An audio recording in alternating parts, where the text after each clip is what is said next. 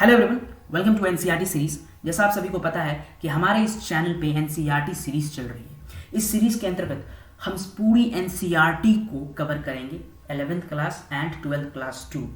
और इस NCERT series में चाहे वो किसी भी कंपटीशन का एग्ज़ाम हो या किसी भी बोर्ड का एग्ज़ाम हो, किसी भी स्टेट बोर्ड का एग्ज़ाम हो, सीबीएसई का एग्ज़ाम हो, हम सारे टॉपिकों को, सारे इंपॉर्टेंट पॉइंट्स को कवर करेंगे, सारे क्वेश्चनों को डिस्कस करेंगे हमारे इस एनसीईआरटी सीरीज़ में।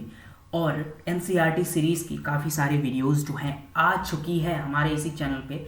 अगर आप लोगों को उन वीडियोस को देखना है तो आप नीचे लिंक डिस्क्रिप्शन में है, वहाँ जा सकते हैं और उस पर्टिकुलर वीडियो के लिंक पे क्लिक करते ही आप उस पर्टिकुलर वीडियो पे पहुँच जाएंगे और अपने कंसेप्ट को स्ट्रॉन्ग कर पाएंगे एनसीईआरटी से। तो आज के इस वीडियो में हम पढ़ने वाले हैं कैंसर को, जो कि हमारे human health and disease chapter में है 12th क्लास की बुक में। ठीक है, मेरी सारी बच्चों से गुजारिश यही है कि आप अपने एनसीईआरटी बुक को खोल लें। जैसा कि आप देख सकते हैं, मैंने इंपॉर्टेंट पॉइंट्स को पहले से ही टिक कर लिया है और आगे भी पढ़ाते पढ़ाते या डिस्कस, हम दोनों जब डिस्कस करेंगे हम और आप मिलके, तो कुछ नए पॉइंट्स भी आएंगे, important points, point to be noted, important points, और उन्हें टिक कर लेना है अपनी एनसीईआरटी बुक में कि कोई भी क्वेश्चन ना छूटे आप लोगों से। तो यही था वीडियो का इन्फॉर्मेशन, और बिना टाइम वेस्ट किए वीडियो को स्टार्ट करते हैं और पढ़ते हैं कैंसर को। जैसा आप सभी को पता है कि कैंसर एक बहुत इंपॉर्टेंट टॉपिक है और ये बहुत प्रचलित बीमारी भी है। कई सारे वर्षों से, कई सारे दशकों से हमारे कंट्री जो है इस बीमारी से पीड़ित है। तो आज इस बीमारी को पढ़ते हैं और जानते हैं आखिर क्या है कैंसर। तो यहाँ पे जैसे कि लिखा हुआ है, cancer is one of the most dearer disease of human beings. यानी कि एनसीईआरटी ने अपनी पहले लाइन पे ही बोल दिया है डियरर। डियरर मतलब होता है खूंखार, यानी कि कैंसर क्या है, खूंखार बीमारी है।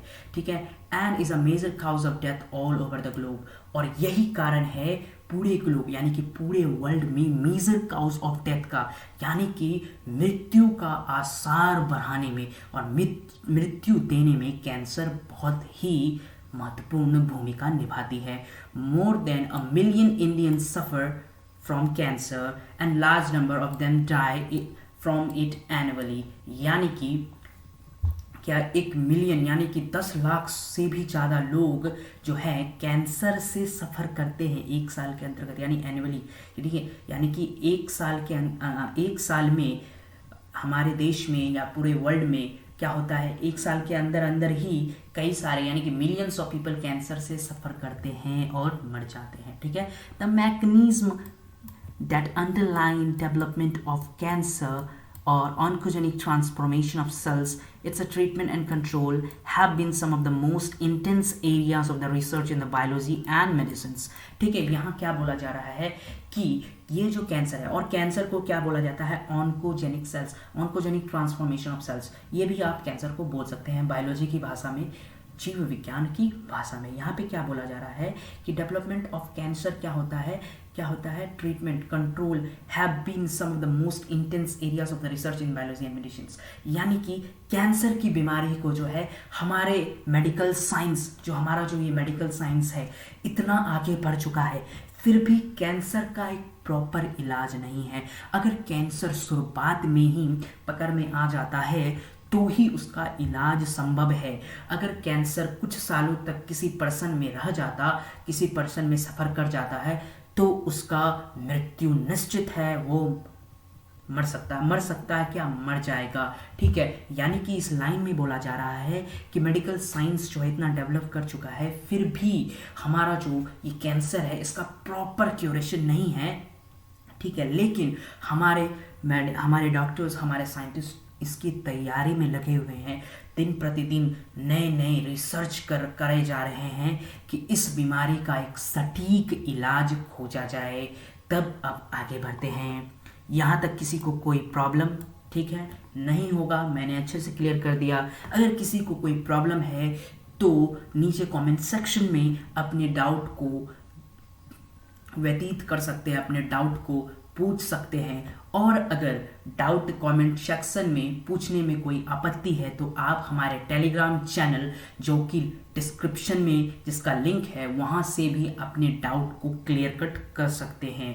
ठीक है, हमारे स्टूडेंट्स को कोई भी डाउट नहीं होना चाहिए।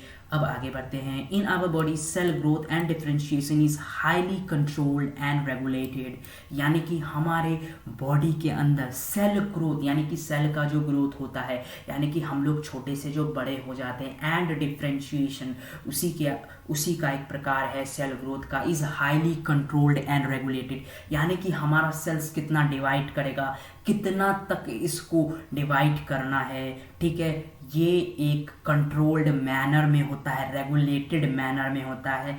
ऐसे ही नहीं हो जाता, किसी को भी अनसंड बढ़ा दे रहे हैं, ठीक है, एक कंट्रोल्ड मैनर में किया जाता है। लेकिन यहाँ पे पढ़ते हैं क्या लिखा हुआ है, in cancer cells there is a break down of these regulatory mechanism, यानी कि कैंसर सेल्स में क्या होता है, यही जो रेगुलेटरी मैकेनिज्म है रुक जाती है, यानी कि हमारे जो सेल्स है ये अनकंट्रोल्ड ग्रोथ करने लगती है, यानी कि हमारे बॉडी पेस माने कि हमारे बॉडी का जो सेल्स है इस पर हमारे ब्रेन का कंट्रोल नहीं होता, हम ठीक है, और ये अनकंट्रोल्ड ग्रोथ करती है, इसी कारण से कैंसर होता है।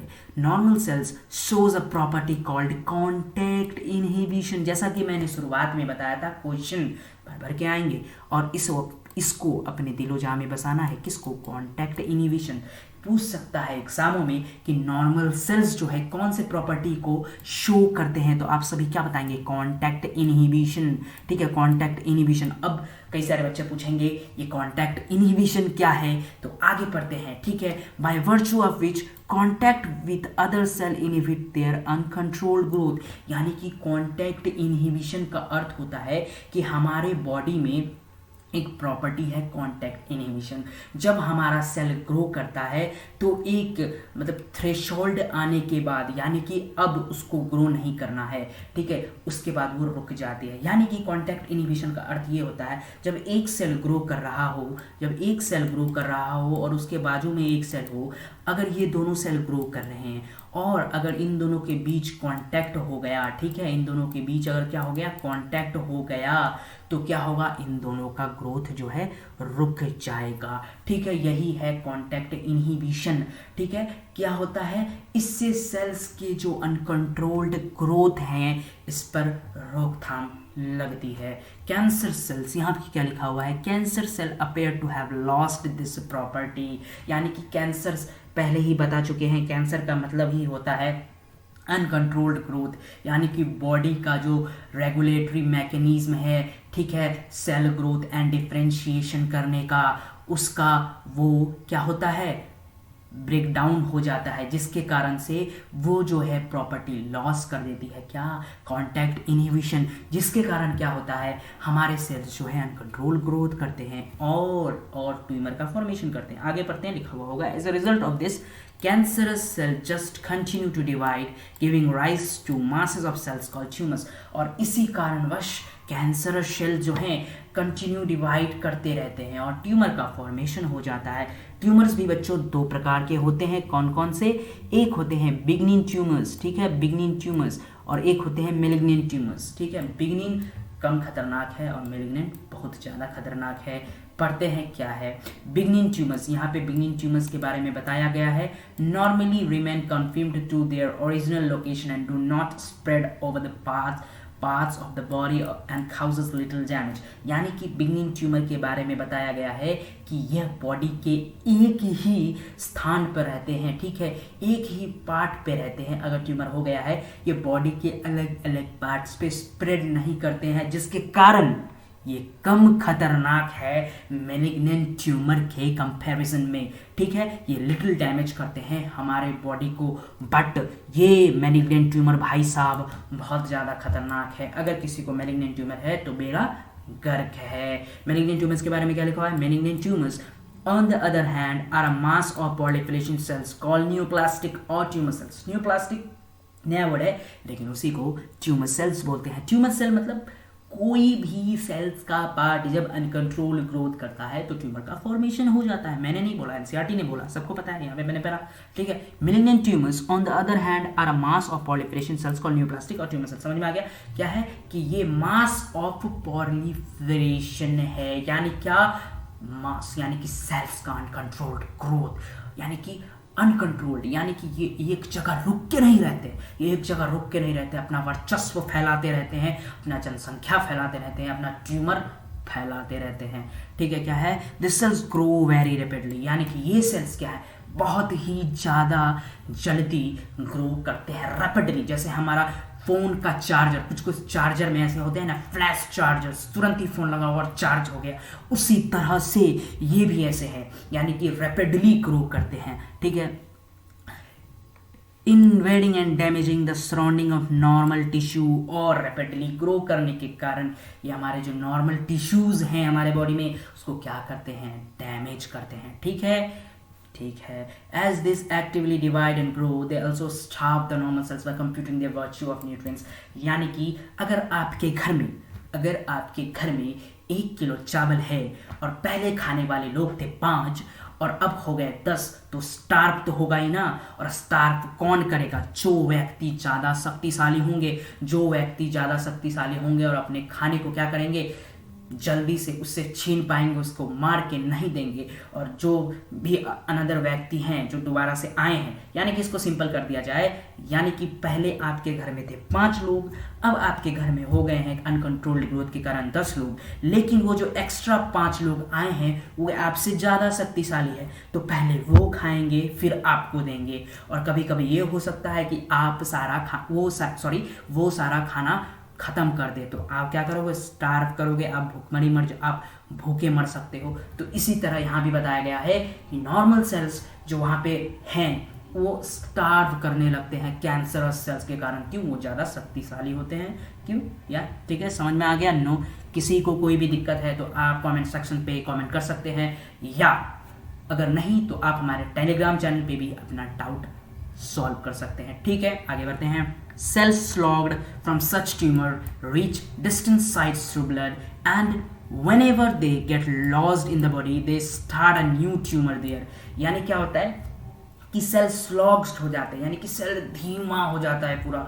For such tumours reach distant sites through blood, यानी कि ये सारे ट्यूमर्स क्या होते हैं ब्लड के थ्रू हमारे पूरे बॉडी में फैल जाते हैं, ठीक है। Whatever they get lost in the body, कुछ भी उनके सामने आया, they also start a new tumour there, यानी कि जहाँ जहाँ वो ब्लड के थ्रू जाते हैं वहाँ वहाँ अपने ट्यूमर्स को फैलाते जाते हैं। This property is called metastasis. क्या बोलते हैं इसको, मेटास्टेसिस। याद रखेंगे कि नहीं, यहाँ पे क्वेश्चन है, क्या क्वेश्चन है कि कौन सी प्रॉपर्टी को मेटास्टेसिस बोलते हैं, यानी कि जब ट्यूमर सेल्स ब्लड के थ्रू अलग अलग सेल्स के पास अपने ट्यूमर्स को ले जाते हैं और अपना इन्फेक्शन फैलाते हैं, कैंसर फैलाते हैं, that is called metastasis.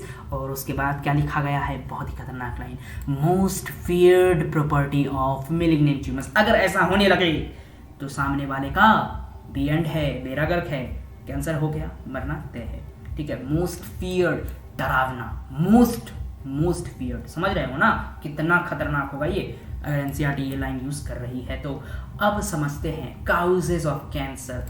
Cancer के क्या काउज हो सकते हैं। Transformation of normal cells into cancerous neoplastic cells. Neoplastic cells को क्या बोलते थे, पहले पढ़ चुके थे हम लोग, tumour cells. May be induced by physical, chemical और बायोकेमिकल एजेंट्स, ठीक है। ये इन सारे वजहों के कारण हो सकते हैं, केमिकल और बायोकेमिकल एजेंट और फिजिकल एजेंट्स के कारण, ठीक है। These agents are called carcinogens, ठीक है, कार्सिनोजेंस। अब क्वेश्चन यहाँ पे आएगा, most important question, point to be noted all students. क्या क्वेश्चन आएगा कि कैंसर का काउज करने में कौन सा एजेंट जो है कारगर है, यानी कि which agent of cancer which causes of cancer is happened by which agent। तो आप लोग क्या लगाएंगे, कार्सिनोजेंस, ठीक है। क्या बताएंगे, कार्सिनोजेंस। यहाँ पे कार्सिनोजेंस क्या है, ये एजेंट है जो कि कैंसर काउज करवाते हैं, ठीक है। Ionizing radiation like X ray and gamma rays and non ionizing radiation like UV cause. UV causes DNA damage leading to neoplastic transformation, यानी कि इन सभी कारणों के कारण भी आयोनाइजिक रेडिएशन क्या क्या है, आयोनाइजिक रेडिएशन क्या क्या है, एक्स रे है, गामा रे है, नॉन आयन, ये सब क्या है, क्वेश्चन यहाँ पे भी आ सकता है, ठीक है, जनरली कि आयोनाइजिंग रेडिएशन क्या है, तो X ray and gamma ray. Non ionizing radiation क्या है, यूवी, लाइक यूवी, ये क्या करते हैं, यूवी रेस क्या करते हैं, डीएनए डैमेज कराते हैं, लीडिंग टू न्यूप्लास्टिक ट्रांसफॉर्मेशन, यानी कि क्या ट्रांसफॉर्मेशन, न्यूप्लास्टिक का अर्थ ट्यूमर सेल्स, ठीक है, यहां तक समझ में आ गया। The chemical carcinogens present in tobacco smoke and have been identified as a major cause of lung cancer। काफी सारे लोग जो स्मोक करते हैं उन्हें कैंसर होने के आसार सबसे अधिक हैं। क्यों? क्योंकि जो टोबैको है, ठीक है, जो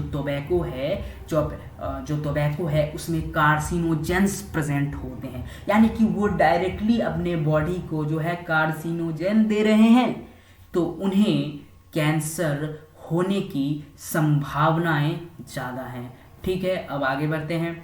तो इसीलिए जो भी स्मोक करते हैं, जो भी गुटखा पान जो भी खाते हैं, टोबैको का कुछ भी खाते हैं, तो मेरा उनसे विनयपूर्वक क्या है, रिक्वेस्ट है कि आप जो हैं उसे त्याग दे, वरना आप कैंसर के शिकार हो सकते हो, ठीक है। Cancer causing virus called oncogenic virus, और कुछ ऑन्कोजेनिक वायरसेस भी होते हैं जो कि क्या करवाते हैं, कैंसर काउजिंग करवाते हैं, और जो स्मोक करते हैं उन्हें लंग कैंसर होगा, सबको पता है ये बात, ठीक है। हैव जीन्स क्या है, कैंसर काउजिंग वायरस क्या है, ऑन्कोजेनिक वायरस होते हैं कैंसर काउजिंग, ठीक है। हैव जीन्स कॉल्ड वायरल ऑन्कोजेनिक्स, ठीक है, और उनके अंदर एक जीन होता है, ठीक है, हर वायरस के अंदर एक जीन होता है जो डिजीज को फैलाता है। तो इस जीन का नाम क्या है दोस्तों, इस जीन का नाम है वायरल ऑन्कोजीन्स। क्या नाम है, viral oncogenes. Several genes called cellular oncogenes, और कुछ जीन्स को हम लोग सेलुलर ऑन्कोजीन्स भी बोलते हैं, और इसे प्रोटो ऑन्कोजीन्स, प्रोटो मतलब पहले, ऑन्कोजीन्स भी बोला जाता है। Have been identified in normal cells which, इसको खोजा गया है नॉर्मल सेल में भी, व्हेन एक्टिवेटेड और under certain condition could lead to oncogenic transformation in the cell. और ये कुछ कंडीशनों में, जैसे कि यूवी रेज आ गया, गामा रेज आ गया, एक्स रेज आ गया, ये बॉडी में अगर होंगे तो कुछ कंडीशन ऐसे होते हैं जिन पे ये एक्टिव हो जाते हैं, और आपको क्या हो सकता है, ऑन्कोजेनिक ट्रांसफॉर्मेशन यानी ऑफ सेल्स हो सकता है, यानी कि आप कैंसर के शिकार हो सकते हो, ठीक है, ठीक है। यहाँ पे could lead to oncogenic transformation of cell लिखा हुआ है। अब क्या है, अब किसी को कैंसर हो गया, पता लगाना है, सिम्टम्स दिख रहे हैं कैंसर का, तो कैसे पता लगाएं, कंफर्म कैसे करें कि उसे कैंसर है या नहीं। अब हम लोग पढ़ेंगे क्या, कैंसर डिटेक्शन एंड डायग्नोसिस, ठीक है। अब पढ़ते हैं, early detection of cancer is essential as it allows the disease to treat it successfully in many cases। पहले ही मैंने बताया कि अगर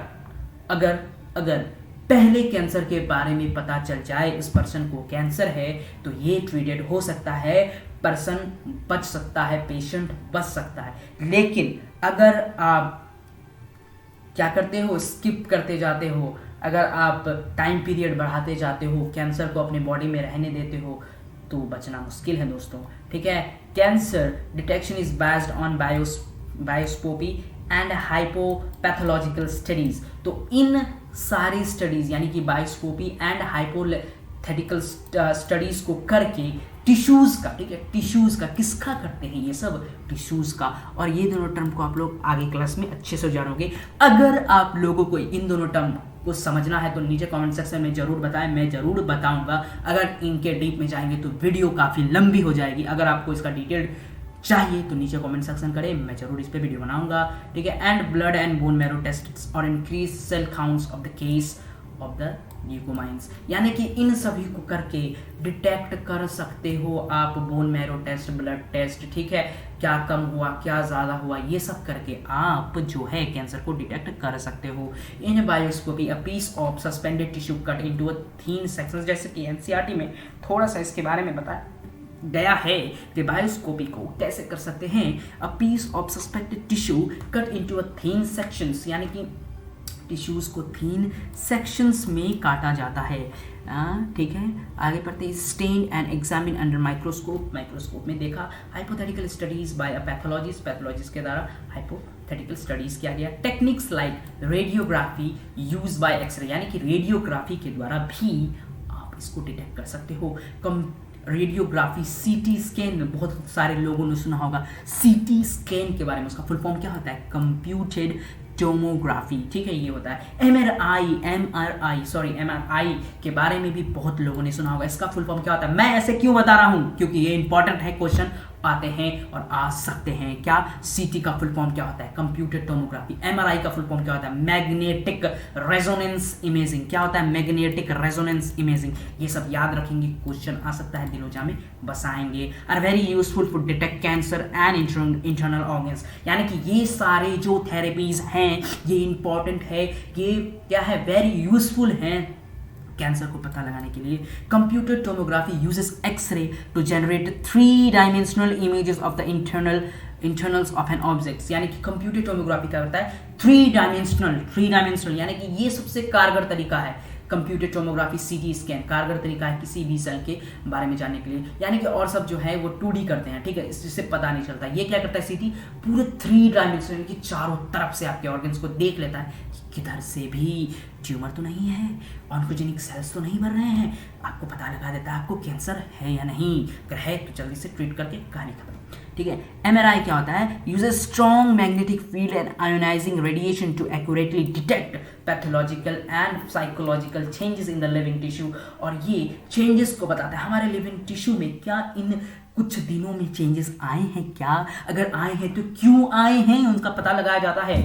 और अगर ये अब नॉर्मल चेंजेस होते हैं तो डॉक्टर्स प्रिस्क्रिप्शन में लिखते हैं यू आर डिजीज्ड, यानी कि आप बीमार हो गए हो, आपको कैंसर हो गया है। ठीक है, अगर चेंजेस दिखाई देते हैं। ठीक है, एंटीबॉडीज, अब पता लगाएंगे एंटीबॉडीज, यानी कि कैंसर हो गया है किसी को, कैसे ठीक होगा, यानी कि नॉर्मल मतलब कि कुछ क्षण के लिए, कुछ क्षण मतलब थोड़ी देर के लिए, उसे राहत के लिए। ठीक है, एंटीबॉडीज अगेंस्ट कैंसर। अब कौन कौन से एंटीबॉडीज जो है स्पेसिफिक हैं, antigens are also used for detection of certain cancers. ठीक है, techniques of molecular biology applied to detect genes in individual with inherited susceptibility to the certain cancers, यानी कि एंटीबॉडीज को भी जो है कैंसर के अगेंस्ट बहुत ही ज़्यादा यूज़ किया जाता है। टेक्निक्स ऑफ मॉलिक्यूलर बायोलॉजी जो है कैन बी अप्लाई कर सकते हैं मॉलिक्यूलर बायोलॉजी के टेक्निक्स में। आगे मॉलिक्यूलर बायोटेक्नोलॉजी में इसके बारे में बताया जाएगा। MOI जो मॉलिक्यूलर इनहेरिटेंस है उसमें भी इसके बारे में बताया जाएगा कि क्या है नहीं है। ये वीडियो में उतने डीप में नहीं जाते हैं, अगर चले जाएंगे तो वीडियो थोड़ी लंबी हो जाएगी। ठीक है, अगर आप में से किसी को कोई भी प्रॉब्लम है तो आप कमेंट सेक्शन या हमारे टेलीग्राम चैनल पर अपने डाउट को पूछ सकते हैं। मेरा पूरा कोशिश रहेगा आपके डाउट को क्लियर किया जाए। ठीक है, apply to detect genes individual in inherited susceptibility to the certain cancer. ठीक है, आइडेंटिफिकेशन ऑफ सच जीन्स, उन जीनों का पता लगाना which predispose an individual to a certain cancer, यानी कि इन सभी कार्यों से आप पता लगा सकते हो कि कैंसर है या नहीं। ठीक है, एंटीबॉडीज, कुछ एंटीबॉडीज भी दिए जाते हैं जिससे पता लगाया जाता है ट्रीट तो नहीं कर सकते हो आप कैंसर को, क्योर तो नहीं कर सकते हो, वो तो एक अलग ही थेरेपी से ही हो सकता है। यानी कि आपके बॉडी में जो एक्स्ट्रा सेल्स आ गए हैं इंटरनली, उसको तो आप थेरेपी से ही, गामा रेस थेरेपी, इन सभी चीज़ों से ही आप उनको मार सकते हो। कुछ एंटीबॉडीज ग्रहण करके, कुछ टैबलेट्स वगैरह, इंजेक्शंस वगैरह लेके आपका अगर सीवियर, मतलब कि थोड़ा सीवियर नहीं, सॉरी, अगर आपका लिटिल बिट अगर कुछ है, यानी कि कुछ थोड़े से ट्यूमर्स हैं, यानी कि बिगनिंग ट्यूमर्स के बारे में नहीं बता रहा हूँ, यानी कि बिगनिंग है आपके ट्यूमर का, तो आप जो है फिजिकली कुछ भी अंडरटेक करके उसको हटा सकते हो, वरना आपको एक थेरेपी पर जाना ही पड़ेगा कैंसर को हटाने के लिए। ठीक है, identification of such genes which paradise an individual to a certain cancer may be very helpful for prevention of cancers। ठीक है, क्या है? क्या है, आइडेंटिफिकेशन भी बहुत ज़्यादा जरूरी है। आइडेंटिफिकेशन अगर जल्दी हो जाता है तो पेशेंट जो है जल्दी ठीक हो जाएंगे, वरना अगर लेट से आइडेंटिफिकेशन होगा तो वो लेट से खत्म होगा। Such individual may be advised to avoid exposure particular carcinogens to which they susceptible, यानी कि टोबैको वगैरह खाना बिल्कुल भी नहीं है जिससे कि आप जो है बीमार हो सकते हो। ट्रीटमेंट ऑफ कैंसर, क्या है कैंसर का treatment? The common approaches for treatment of cancer are surgery, यानी कि सर्जरी। पहले ही मैंने बताया कि सर्जरी सबसे कारगर है, रेडिएशन थेरेपी ये भी बहुत कारगर है, और इम्यूनोथेरेपी, यानी कि इन सभी ट्रीटमेंटों के द्वारा आप कैंसर को हरा सकते हो। ये काफ़ी एक्सपेंसिव है, हाल ही में नॉर्मल पर्सन जो है इसे बोरो नहीं कर सकते, तो इसीलिए कैंसर के अगर किसी भी मिडिल क्लास या फिर पुअर क्लास लोगों को ये बीमारी हो जाती है ज़्यादा लेवल पे, तो उनका डेथ तय है, क्योंकि ये जो कैंसर है बहुत, इनका जो ट्रीटमेंट है बहुत ही ज़्यादा महंगा है, कॉस्ट फ्रेंडली उतना नहीं है। तो आप सभी से यही गुजारिश है, जितना कार्सिनोजेनिक प्रोडक्ट्स है उससे दूर रहें, टोबैको से दूर रहें, स्मोक ना करें, कैंसर से बचें, ठीक है। In radiography tumour cells are inherited lethally taking proper care of normal tissue surrounding the tumour mass. ये क्या होता है, रेडियोग्राफी क्या करता है? रेडियोग्राफी के बारे में एनसीईआरटी हमारी बता रही है कि tumour cell are inherited, sorry क्या लिखा हुआ है, इराडिएटेड लेथिकली, यानी कि ये खत्म करते रहता है धीरे धीरे। Proper care of normal tissue, यानी कि नॉर्मल टिश्यू को कोई जो है मतलब कि कोई भी नुकसान ना हो, नॉर्मल टिश्यू को नुकसान ना हो और मेरा काम भी हो जाए, यानी कि उसके बगल में जो सेल्स है, कैंसरस सेल, ट्यूमर सेल, उस खत्म भी हो जाए, नॉर्मल टिश्यू को कोई फर्क भी नहीं पड़े, नॉर्मल टिश्यू को उसका कोई भी असर ना हो, जिससे हमारा नॉर्मल टिश्यू बचा हुआ रहे। Several chemotherapeutic drugs are used to kill carcinogenic cells, यानी कि कुछ क्या होता है, कैंसरस सेल्स को मारते हैं कुछ कीमोथेरेपेटिक्स ड्रग्स। ये ड्रग्स जैसे मैंने बताया, कुछ कीमोथेरेपिक ड्रग्स जो हैं अगर आप लोगे, अगर लिटिल बिट आपको है कुछ बिगिनिंग हुआ है ट्यूमर का, तो आप जो है क्या बोलते हैं, ड्रग्स को लेके आप उसे खत्म कर सकते हो। Some of this specific for particular tumours, कुछ पर्टिकुलर ट्यूमर्स मैंने बताया कौन से पर्टिकुलर ट्यूमर्स के कारण है, कौन से पर्टिकुलर ट्यूमर्स में आप इसे यूज कर सकते हो। Majority of drugs have side effects like hair loss, drug का बहुत सारा साइड इफेक्ट है, हेयर लॉस, एनीमिया हो सकता है, एनीमिया मतलब ब्लड लॉस, ब्लड बनेगा नहीं, ठीक है। Most cancers are treated by combination of surgery, ज्यादातर कैंसर को हम लोग सर्जरी से ही हरा सकते हैं, इसीलिए काफी ज्यादा महंगा है। रेडियोथेरेपी एट कीमोथेरेपी, इन सभी चीजों से आप कैंसर को हरा सकते हो, सर्जरी, रेडियोथेरेपी और कीमोथेरेपी। तो क्वेश्चन आएगा which is the most vital treatment for cancer. तो आप लोग क्या लगाओगे, सर्जरी, रेडियोथेरेपी और कीमोथेरेपी, ये सारी चीजें करके आप कैंसर को हरा सकते हो। लेकिन अगर आप एक लॉन्ग टर्म बेसिस पे, यानी कि अगर आपका कैंसर बहुत दिनों तक चला गया है, तो उसे क्योर करना शायद असंभव है अभी तक, तो ठीक है, हो सकता है आगे जाके कि ट्रीट हो जाए। तो इसीलिए डिटेक्शन शुरुआत में होना बहुत ज्यादा जरूरी है। Tumour cells have been shown to avoid detection and destruction by immune systems, ठीक है। Tumour cell have been shown to avoid detection, यानी कि ट्यूमर सेल ऐसे अपने अंदर प्रॉपर्टी बना लेते हैं कि वो जो बच के रहते हैं, छुप के रहते हैं हमारे इम्यून सिस्टम से। क्यों? अगर इम्यून सिस्टम को पता चल जाएगा कि फॉरेन बॉडीज हमारे अंदर आए हैं, फॉरेन सेल्स हमारे अंदर हैं, तो इम्यून सिस्टम उसे जड़ से उखाड़ के फेंक देंगे। लेकिन ट्यूमर सेल्स में ये खासियत है, वो छुप के रहते हैं हमारे इम्यून सिस्टम से, इसीलिए वो हमारे बॉडी को क्या करते हैं, इफेक्ट करते हैं। इम्यून सिस्टम के बारे में वीडियो आ चुकी है, पहले के वीडियोस में मैंने अच्छे से इम्यून सिस्टम को समझाया। किसी ने अगर नहीं देखा है तो नीचे लिंक डिस्क्रिप्शन में, जरूर जाके देखें और हमें सपोर्ट करें और अपने कॉन्सेप्ट को भी सुधारे एनसीईआरटी से, क्योंकि सारे जो क्वेश्चंस है ना एनसीईआरटी से ही आते हैं, ठीक है। आगे बढ़ते हैं। The patients are given substances called biological response modifiers such as alpha interferons, यानी कि ये कुछ सब्सटेंसेस है अल्फा इंटरफेरोन्स जो कि पेशेंट्स को दिए जाते हैं, क्या करने के लिए, इम्यून सिस्टम को क्या करने के लिए, मॉडिफाई, मतलब इम्यून सिस्टम को ताकत देने के लिए, वो ट्यूमर सेल्स को देखे और उन्हें मारे, ठीक है। अल्फा इंटरफेरेंस का क्या काम है, हमारे इम्यून सिस्टम को बताना जाके, देख भाई वो कैंसरस सेल है, वो फॉरेन सेल है, उसे मार जाके, तो इम्यून सिस्टम बोलता है अच्छा ठीक है मार देते हैं। तो यही अल्फा इंटरफेरेंस का काम है, क्या है, हमारे इम्यून सिस्टम को बूस्ट अप करना और हेल्प करना हमारे ट्यूमर्स को मारने का, हमारे नहीं जो फॉरेन सेल्स हैं हमारे बॉडी में, ठीक है, उनको मारना, ट्यूमर सेल्स को मारना, कार्सिनोजेनिक सेल्स को मारना, ठीक है, अनवांटेड सेल्स को मारना और कैंसर से पेशेंट को बचाना। तो आज की वीडियो में कैंसर को अच्छे से हम लोगों ने समझ लिया है, कैंसर पर क्वेश्चंस भी कुछ जो आते हैं इंपॉर्टेंट है मैंने डिस्कस कर लिया है। अगर वीडियो अच्छा लगा हो तो हमारे चैनल को सब्सक्राइब करें और हमें सपोर्ट करें। अंत में यही कहूंगा, यहां तक बने रहने के लिए हृदय की गहराइयों से बहुत बहुत धन्यवाद। ठीक है, अगर किसी को कोई प्रॉब्लम है तो आप कमेंट सेक्शन में पूछ सकते हो, वरना हमारे टेलीग्राम चैनल को भी ज्वाइन कर सकते हो। यहां तक जुड़े रहने के लिए बहुत बहुत धन्यवाद हृदय की गहराइयों से। Do subscribe my channel, subscribers बहुत कम है भाई, प्लीज।